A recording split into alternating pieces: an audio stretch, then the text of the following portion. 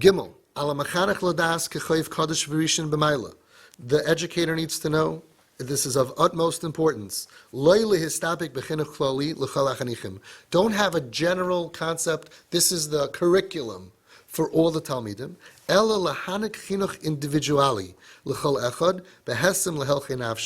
But he has to go ahead and be manic, to give over, to instill an individual chinuch for every single child, customized, custom tailored to the emotional traits that Hashem gave that specific student.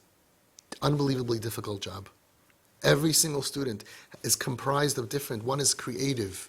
One listens and repeats well. One memorizes. One needs to have Havana. One likes Iyun. One likes Pekiyas. And you can't say, okay, this is the curriculum for everybody.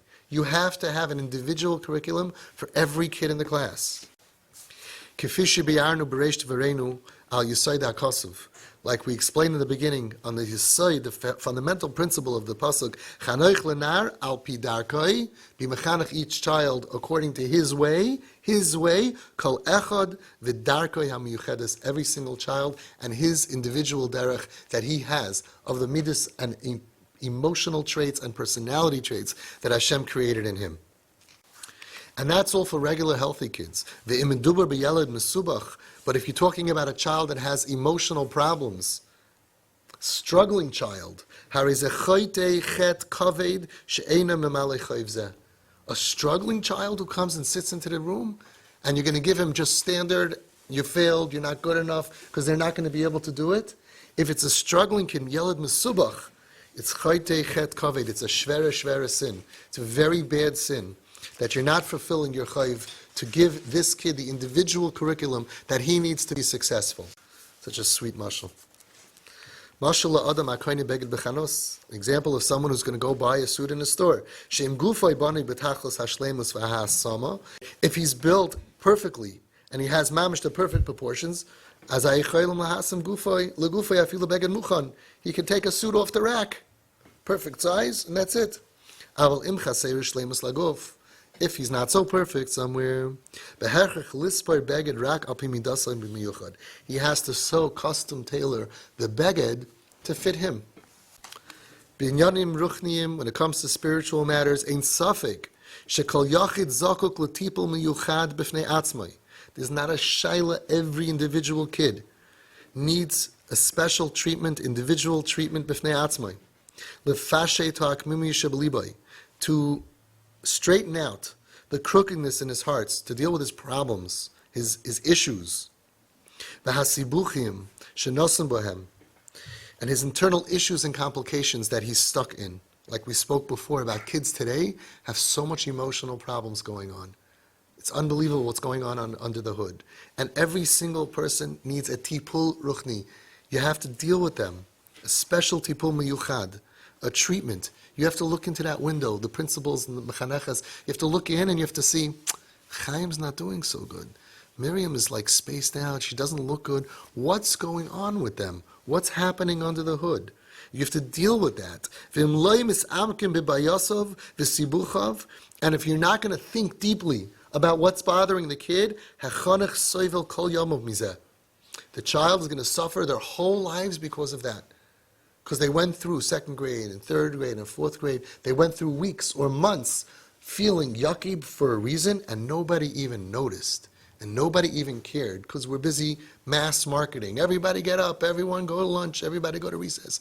We have to make sure we built a beautiful system. Baruch Hashem. I was thinking about it. When we were kids, the school system had half the chairs empty. They were so excited that somebody's going to sit in the chair. And if someone's going to pay tuition, even more. Chassidus was being built up. To get a new chassid, you know what it meant when somebody said, I want to bring my kid to yeshiva? It meant in 30, 40 years from now, you have a whole bus of grandchildren for your maisid. It was a great account to have. It was exciting. Today, we have Nesayna Aisher. We have 30 seats, right? And when there's a new grade or something, there's like 3 empty seats and 60 siblings trying to get in.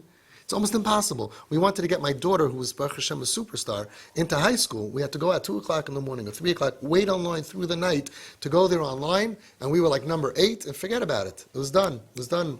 It's not their fault either, because why shouldn't they fill it up with best kids or yichus or money or whoever was able to not sleep, I guess, the most hours. I mean, what do you want from them? If I was running a business, I would want the best paying client also. Why? It's nothing wrong with that. But we're not excited about this anymore. What he's trying to get us to realize is we got to look at them while we're mass producing Klal Yisrael at the same time as individuals. Not just another kid. He's going through something. He's having a hard time. Maybe his parents are fighting. Maybe it's who knows? But we have to care. And if we don't care, the child will suffer for his whole life. Now, I think this is nevuah, because this was written about 30 years ago, at a time when mass-producing students was working out quite well. We really never heard of kids going off the derech. Now, 30 years later, we have so many kids saying, I sat there and nobody noticed me. Nobody cared about me. Out, next, out, teacher, this, go to the principal, go to the therapist.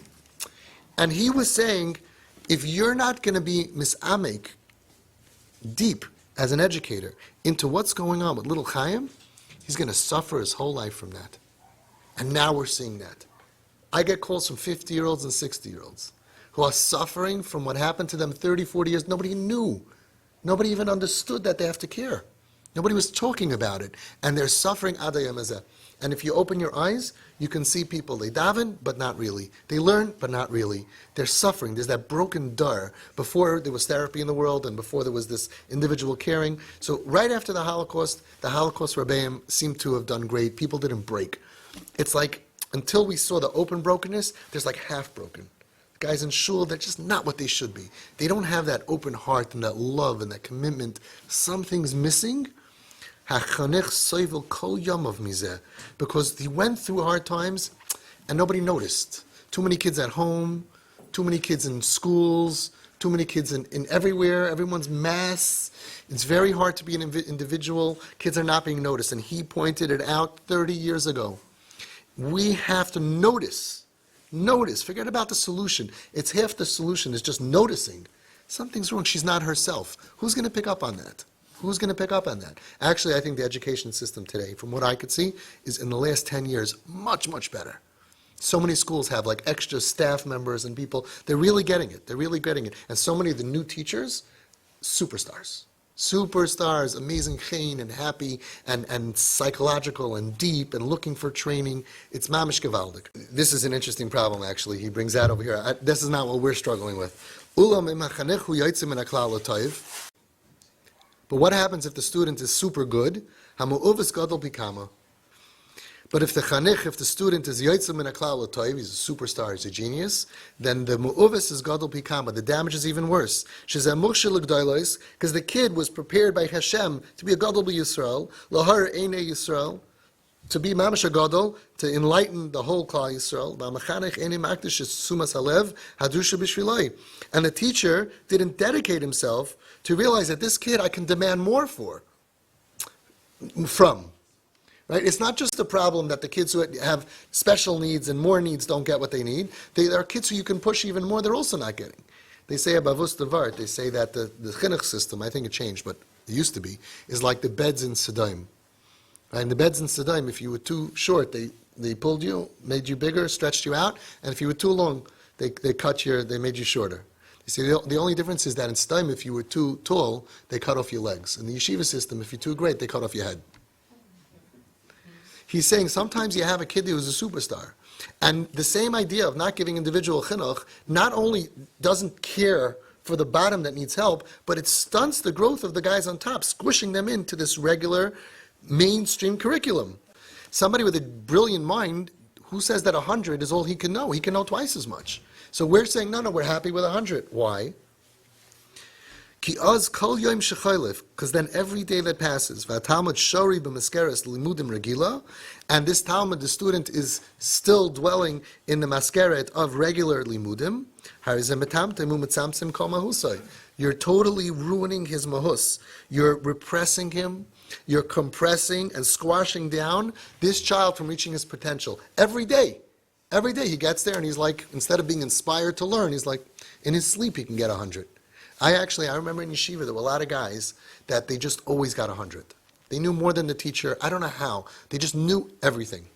but they didn't have a lot of desire. Nobody said, you know what, come here, you. I want you to learn at night an extra this and extra that. Make a separate program for them. Build them up. They were so relieved that they have one less kid to worry about. He's getting hundreds. Go home. But what do you mean? He can know twice as much. So where's the drive to make Gedalim? That's what he's saying, that those who should be Gedalim could be stunted in a regular yeshiva, in a regular masifta, and nobody's demanding anything more from them. Not the negative demanding where we're trying to get kids who can't to do. Kids who could do more, we should demand on them to do more. Adrabah, those kids would love it. Those kids would love a challenge that in addition to what they're learning at night, you're going to learn balpeh and make all kinds of things for their brains. This is a bad pagam. It's a damage for the kid himself, but hen klapi haklal, for the whole Klal Yisrael. Shehichser mimenu meire umanik gadol shahayachal lahar eni Yisrael. Klal Yisrael is going to lose out from another brilliant mind. Va'akoil al yedei zeh shetimtemu es moichai v'liboy bekitzitzu kanfei ruchai milhis alis ulahagia legoiva haroi shahayim usug lahagia. All because they snipped off the wings for him to soar, and they gave him regular stuff to learn. Famous Maisa that we know, that there was a boy who was in a regular yeshiva, and they went to the Gadol Adar, and they told the Gadol Adar, this boy is not really doing good in Iyun, and he wants to learn B'kiyas.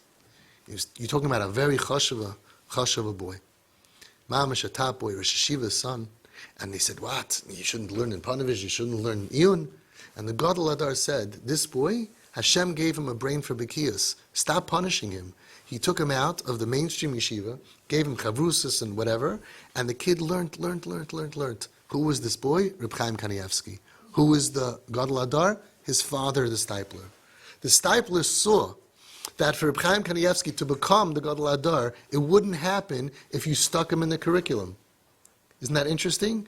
He saw that for him, he needs B'kiyas. It's actually very interesting because they all knew that, we all know his B'kiyas, there's nobody like him in the generation. But he wrote certain Svarim, and they said afterwards on him, the Gedalim said, I think Rabbi Yashiv said, and it's his father-in-law, Yashiv is his father, yeah. Rabbi Yashiv said on him, I never knew how much Iyun he knows. After he mastered the whole B'kiyas, turns out he was able to learn Iyun also. But at that point, if they would have said, no, you go to yeshiva, you want to get a good shidduch, you have to learn Iyun, we would have lost Reb Chaim Kanievsky, because he would have been damaged from it, could have gotten depressed from it, wouldn't have felt fulfilled, it would have knocked the air out of him. Kaitzitz kanfei ruchai, snips the wings of the soul, that he would never have soared to be a Gadol Adar. That also is a damage that comes out of not individual chinuch. V'hu bebechinas ma'amarim zechaynu levracha. L'lamdecha Lilamedcha shekol mi she'oiseh chesedem echad migdali Yisrael ma'alan alav ki'ilu oiseh chesedem kol Yisrael. If you do a chesed with any of the gedalim, the Medrash says it's as if you do a chesed with the whole Klal Yisrael. Ukedivrei hamafarshim harizeh lefi shehakol nehenem mitarasu yischli Yosef. Why? Because everybody gains from the gadol. So you do a chesed to a gadol, you do a chesed to Klal Yisrael. Kal v'choymer lemi she'oizer, so much more so to somebody who is oizer, who helps lahamid adam gadol b'Yisrael, to produce, to shtel avek a gadol b'Yisrael. Sheki'ilu hemed oilam ali l'tayre v'yir shemayim. And that's why we have to be careful in both ways. To give the individual curriculum, the individual attention and the individual curriculum to those who need it on the bottom, and also the ones who are sticking out their heads on top. They also need individual attention to make sure we get the most out of every single kid. Our dar, he wrote this 30 years ago, is suffering a lot. We're losing out from producing Gedolei Torah. That with their koyach they can lift up and carry the whole dar. Why are we losing these?